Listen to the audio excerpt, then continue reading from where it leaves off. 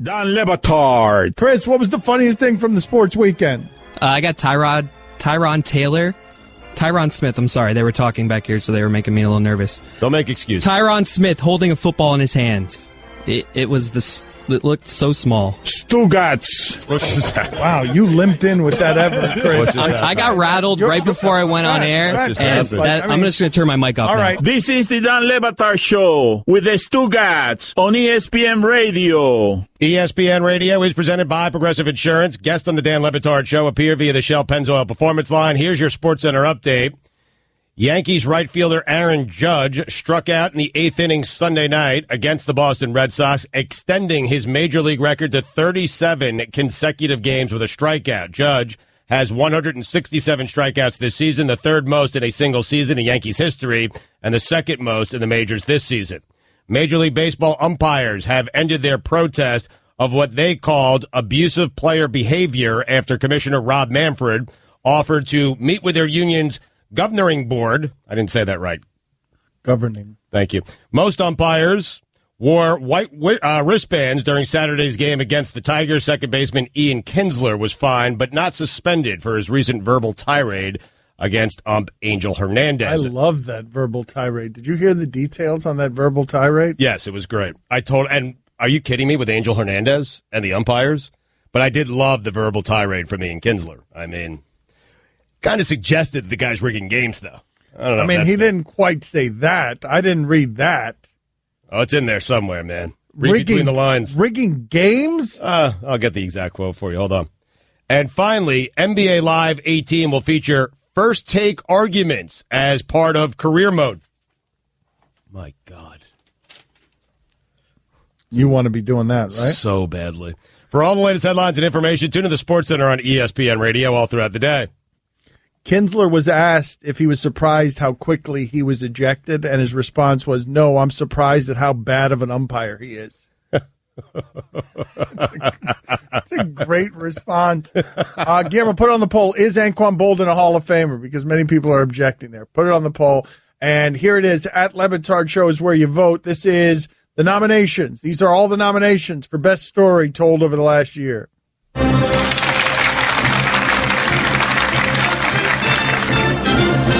And now, the Suey nominees for Best Story. Joe Buck's Pat Brownie story. I ate a brownie at a dinner in Cabo. Oh, boy. And got no reaction. That's the mistake. What happens? That's the mistake. Well, I didn't know this. So I'm eating it with this buddy of mine, and like 45 minutes later, I said to him, "Do you feel anything from this?" And he's like, "No, I don't feel anything." And I said, "Only I can get no reaction from eating a pot brownie. Let's have another half." There you go. That's so the mistake. I had a brownie and a half, and then we all got in a car, not driving. We were driven down to this bar in Cabo. I'm trying to text somebody, and then the letters start like flying off my phone into my face. And I'm like, this is not going to be good. We show up, and then I sit down, and I can't feel my legs. And I talked to the guy that drove us down there. I said, "I need to leave right now." He was drinking a Coca-Cola, and I said, I need to drink that, and I got to get out of here right now. And so he helps me to my feet. We stagger to I somehow magically get down the steps and to the exit. I think we're going to go right. He thinks we're going to go left.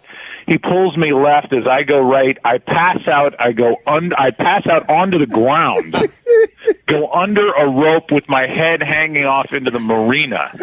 I damn near died. I had a dream while I was down there. I popped up, and I went from completely out of it to completely sober, worrying that within the next 4 minutes it was going to pop up on Deadspin that I just went down at a bar in Cabo. Aaron Rodgers, Kyle Van Den Bosch story. Kyle was a very good player for a number of years. He used to wear red contacts, which was he didn't need because he was already teetered on the edge of insanity. So I remember, one time he got me, and he was kind of, he wasn't getting off me. He's like, "I got you good." I'm like, "You hit me in the head, though." He goes, "No way." I was like, "No, I think it's going to be a penalty." He goes, "No. I got you." Also, another play involving him, we ran a 7-man protection. He looped from his end, and our fullback kind of blasted him a little bit. He wasn't looking, so Kyle thought it was a cheap shot. And instead of getting up and chasing the play down, he chased the fullback down and ended up running a route out to the right. It was like, I'll kill you. I'm going to kill you. When Newton was confronted Johnny Carson. I went to L.A. to record a religious album, if you can believe that one. And as I'm doing the album and doing the tracks, the drummer says to me, I was surprised to see you here today. And I said, why? He said, oh, you obviously didn't see the Carson show last night, did you? And I said, no, why? He said, well, it was pretty brutal, and he filled me in on the details. And I told the man who was producing the album, I said, go ahead and do the tracks. I'll be back in a minute. And I left the studio and jumped in my car. I was recording at Capitol and went right over the hill to Burbank. And I walked in Carson's office, and he was sitting there and with his producer. And so I said to Freddie DeCordova, his producer, I said, would you excuse us, please? Woo. And he got up and walked out. And I then explained to Carson why the lack of humor, if you want to call it that, is going to stop. It's going to stop now, or I was going to clean the building with him. And Wait. Yeah. He sat down in the corner. He said, well, I didn't write that stuff. I said, that's even worse, because that means that you're nothing more than a monkey repeating something that somebody else is right now. I want to tell you, it stops here and it stops now, because the next time I'll cut your tongue out. Wayne Newton. Wayne bleeping Newton, bleeper! The joke stopped right there. I mean, the man, I said to him, never say my name again, and to my knowledge, he never did. Woo, that's some mafia stuff, yeah. Wayne. Nobody bleeps with Wayne Newton. Terry Brancho's penis sock story. I go back to my trailer to get my robe, and I look on my bed, sock, and there's 3 penis socks. One is about 18 inches long, one is about 12 inches long, and one is about 4 inches long. And I'm looking and I'm going, you have got to be kidding me. I got to pick one of these and put on my penis. And I went, holy cow. Now, if I take the big one, everybody in the world knows that that's just no way that that's possible. I got horses that couldn't fill that thing out. So I said, if I take the little one, they're going to laugh at me because it's not very long. And I know the wardrobe people are going to gather around and go, which one did he go with? Obviously, I went with the middle one. And I put that stupid thing on. I got up there to do the scenes, and I had a penis sock on, and I've never been more uncomfortable in my life. Hey, Steven Jackson, tell us about the time Ron Artest called him a... We were in practice. He was having a great practice. Don't get me wrong, but I was too as well. So when they beat us, he said the B word. He said, all y'all B's.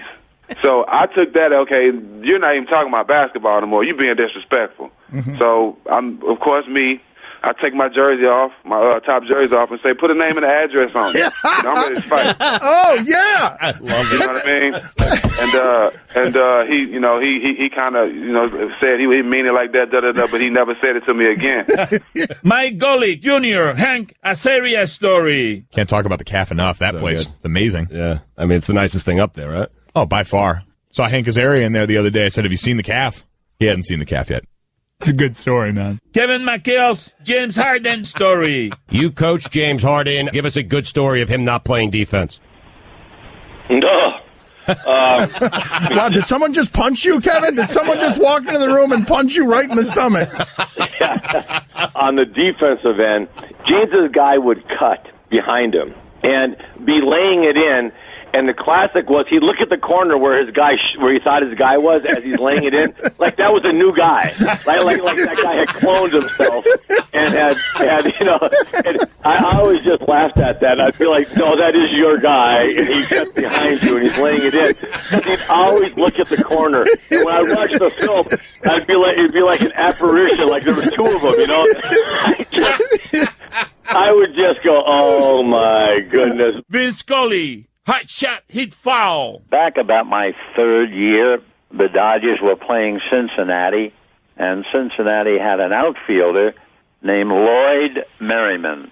Lloyd hit a ball foul, and my mind told me to say, hot shot hit foul. No, and it never came out that way. and everybody in the booth fell down, and I was absolutely mortified.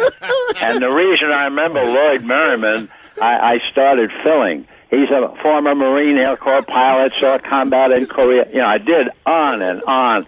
That really, that had to be, considering how young I was, that was about it. Adam McKay pretended to be a baseball GM. I was a junior in college, and I just kind of on my own picked up the phone and called the GM of the Phillies.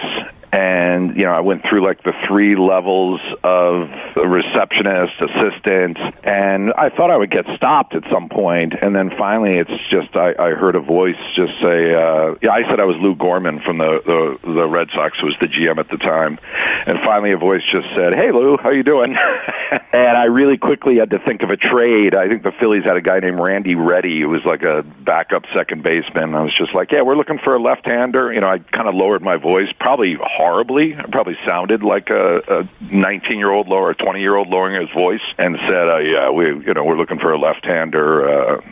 We got Randy Reddy. We know you need a glove for the infield. I tried to sound like a professional, and there's just a long pause, and he just said, "Who is this?" And I just hung up the phone. Ric Flair is struck by lightning story. I was getting off a plane in Richmond, Virginia, and I was late for a match. I was a world champion then. I was wrestling Steamboat at the Richmond Coliseum. Finally, when it stopped, they let us all get off the plane. It was a Delta plane. I was on the Eastern jet, and I was walking. I didn't go 10, maybe 15 feet, and all of a sudden I felt this pressure boom.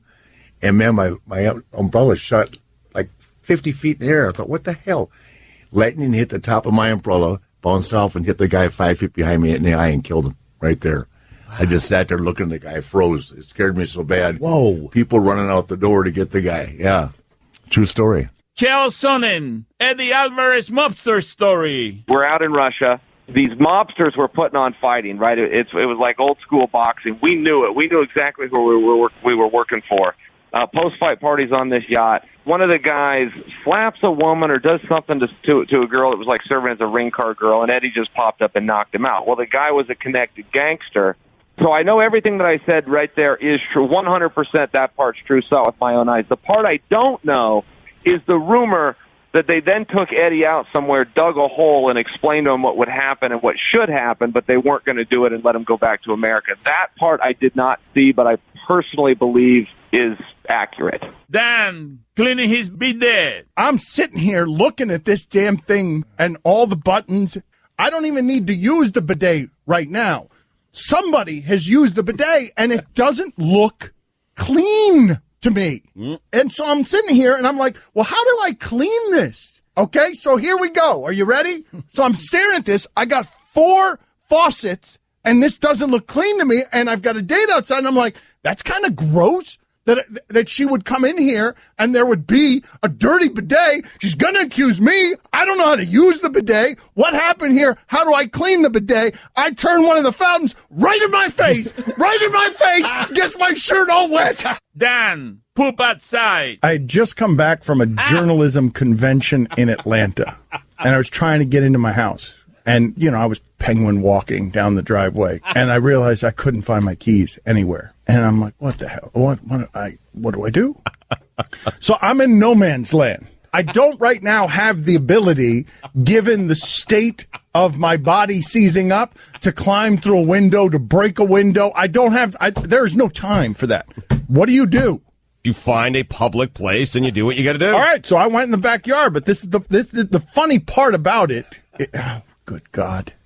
Visually, is that you've got a situation in the backyard. There's Dan Lebatard pooping next to a mountain of journalism plaques.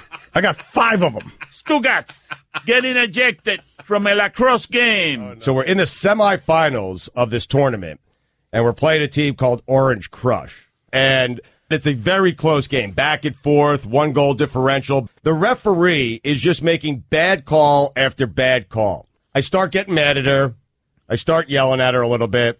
But in my defense, Dan, Game was over. I accepted defeat.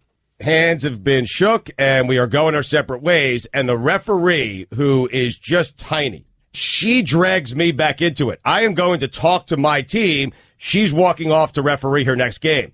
She calls me back over to her, and she says, "What's your overall problem with me?"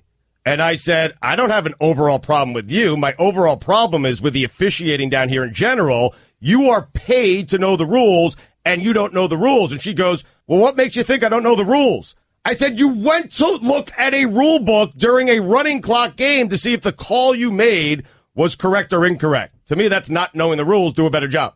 She said, "You have this problem with all the refs?" I said, "Listen, do me a favor. I'm upset. My team just lost. Why are we still talking? Why are you talking to me? I was walking my way. You were walking your way." She said, "As long as we're standing on this grass, on this field, in this park, you're in my domain." I said, "Really? I'm in your domain? It's a public park. I have every right to be here. I'm not in your domain. If anything, I live around here and I'm paying property taxes. You're in my domain." That's what I said to her. And then I said, "That Napoleon thing you got going on is not a good look. Record! Get out of here! And not just out of here, out of my park." Norm MacDonald, bad beat blackjack story. One time I had a massive bet down. It was my last bet. I just said, I'll just bet all this. And then I got 2 aces.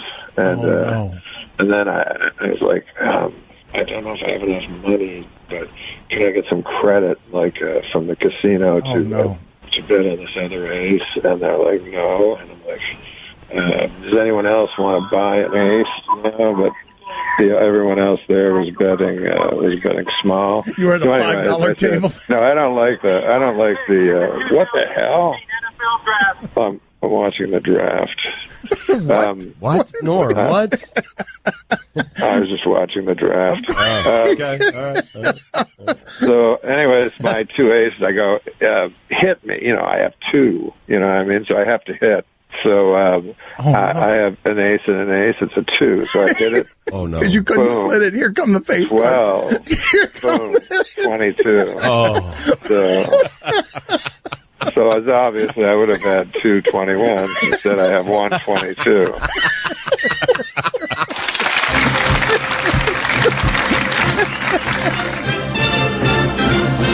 That Gojo story has to be the winner. How is that in there? Why is it in there?